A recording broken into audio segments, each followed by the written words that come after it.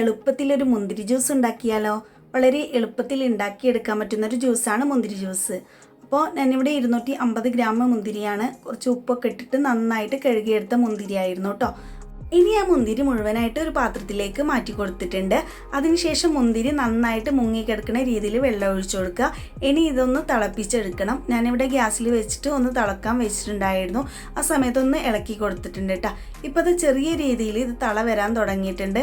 അപ്പോൾ നമുക്ക് ഒന്നും കൂടി ഒന്ന് ഇളക്കി കൊടുക്കാം കേട്ടോ. എന്നിട്ട് നല്ല രീതിയിൽ തള കിട്ടുന്നത് വരെ ഒന്ന് കുക്കാക്കി എടുക്കണം. 2 മിനിറ്റ് മാത്രം ഇത് കുക്കാക്കി എടുത്താൽ മതി കേട്ടോ.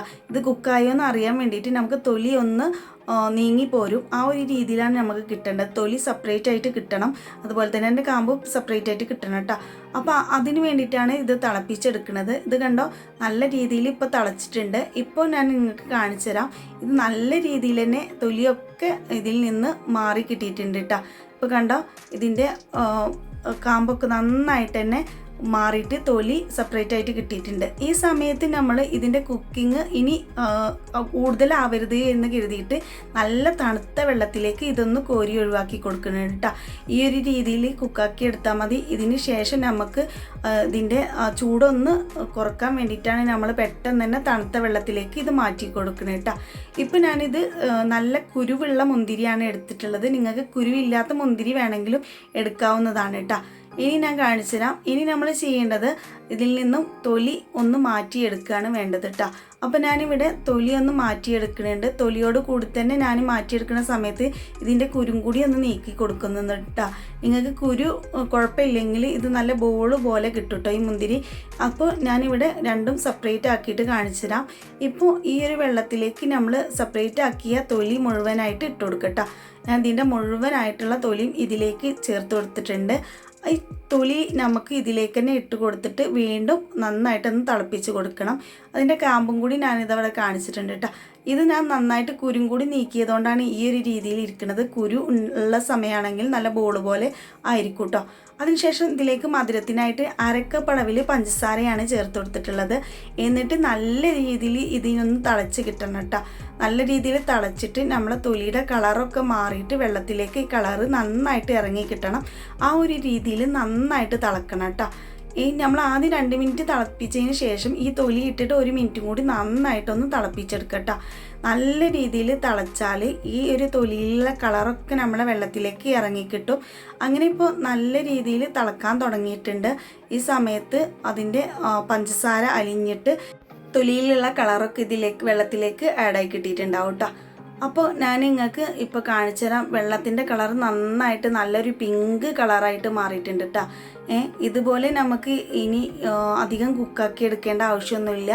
ഇപ്പോൾ തന്നെ നല്ല രീതിയിൽ ഇതിലേക്ക് കളറൊക്കെ നന്നായിട്ട് വന്നിട്ടുണ്ട്.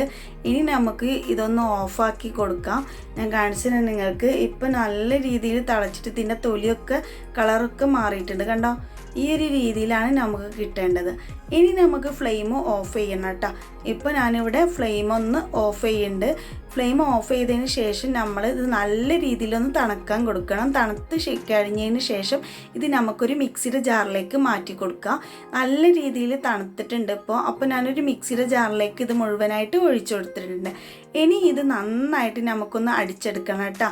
പൾപ്പൊന്നും ഉപയോഗിച്ചിട്ടില്ല, തൊലിയും വെള്ളം കൂടിയാണ് ഒഴിച്ചു കൊടുത്തിട്ടുള്ളത്. നല്ല രീതിയിൽ ഇവിടെ അടിച്ചെടുത്തിട്ടുണ്ട്. അതിന് ശേഷം ഞാനൊന്ന് ഓപ്പൺ ചെയ്ത് കാണിച്ചു തരാം. കണ്ടോ, നല്ല അടിപൊളി കളറിൽ നല്ല രീതിയിൽ തന്നെ നമുക്ക് കിട്ടിയിട്ടുണ്ട്.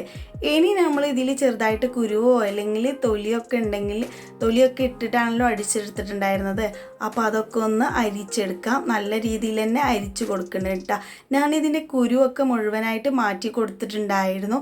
ആ സമയത്ത് കുരുവൊക്കെ നമ്മളെ പാത്രത്തിൻ്റെ അടിയിലേക്ക് മാറും കേട്ടോ. ആ സമയത്ത് ഞാൻ പാത്രത്തിൽ നിന്ന് അതൊക്കെ മാറ്റിയിട്ടുണ്ടായിരുന്നു. അപ്പോൾ ഇതിൽ തൊലി മാത്രമേ ഉള്ളത്. അപ്പോൾ അതിൻ്റെ ഒരു വേസ്റ്റും കൂടിയാണ് നമ്മളിവിടെ മാറ്റി കൊടുത്തിട്ടുള്ളത്. അപ്പോൾ അതും കൂടി മാറ്റി കൊടുത്തതിന് ശേഷം ഇനി നമ്മൾ പൾപ്പ് ഇട്ട് കൊടുക്കുകയാണ് ചെയ്യണത്. ഈ പൾപ്പ് നമ്മൾ ഫ്രിഡ്ജിലൊന്ന് വെച്ച് കൊടുക്കട്ടോ. നമ്മൾ ഈ ബാക്കിയുള്ള കാര്യങ്ങളൊക്കെ ചെയ്യുന്ന സമയത്ത് ഇത് ഫ്രിഡ്ജിൽ വെച്ച് കൊടുക്കുക. അതിന് ശേഷം നമുക്ക് ഈ ഒരു ജ്യൂസ് ഫ്രിഡ്ജിൽ വെച്ചിട്ട് നല്ല രീതിയിൽ തണുപ്പിച്ചിട്ട് കഴിക്കണം കേട്ടോ. അപ്പോൾ നല്ല ടേസ്റ്റ് ആയിരിക്കും. ഇപ്പോൾ നമുക്കിത് നാളേക്ക് വേണമെങ്കിൽ ഇന്ന് തന്നെ ഉണ്ടാക്കിയെടുക്കാൻ പറ്റുന്നൊരു അടിപൊളി ജ്യൂസാണ് കേട്ടോ. അപ്പോൾ ഞാനിതൊരു ഗ്ലാസ്സിലേക്ക് ഒഴിച്ച് കാണിച്ചു തരാം. നല്ല തിക്നെസ്സോട് കൂടിയിട്ടാണ് നമുക്ക് കിട്ടിയിട്ടുള്ളത്. ഈ ഒരു രീതിയിൽ ഉണ്ടാക്കുമ്പോൾ നല്ല തിക്നെസ്സിലാണ് ഈ ഒരു ജ്യൂസ് കിട്ടുക. അപ്പം നിങ്ങളൊന്ന് തീർച്ചയായിട്ടും ഇതുപോലെ ഉണ്ടാക്കി നോക്കിയിട്ടില്ലെങ്കിൽ ഇനി മുന്തിരി കിട്ടുന്ന സമയത്ത് ഇതുപോലെ ഒന്ന് ഉണ്ടാക്കി നോക്കണം. ഈ മുന്തിരി ജ്യൂസ് നിങ്ങൾക്ക് വളരെ എളുപ്പത്തിൽ ഉണ്ടാക്കിയെടുക്കാൻ പറ്റുന്ന ഒരു ജ്യൂസ് അല്ലേ. അപ്പോൾ ഈ ജ്യൂസ് നിങ്ങൾക്ക് ഇഷ്ടപ്പെടുകയാണെങ്കിൽ നിങ്ങൾ സബ്സ്ക്രൈബ് ചെയ്യാനും ലൈക്ക് ചെയ്യാനും ഷെയർ ചെയ്യാനും മറക്കരുത്. ഇതുപോലുള്ള വീഡിയോയുമായി വീണ്ടും കാണാം.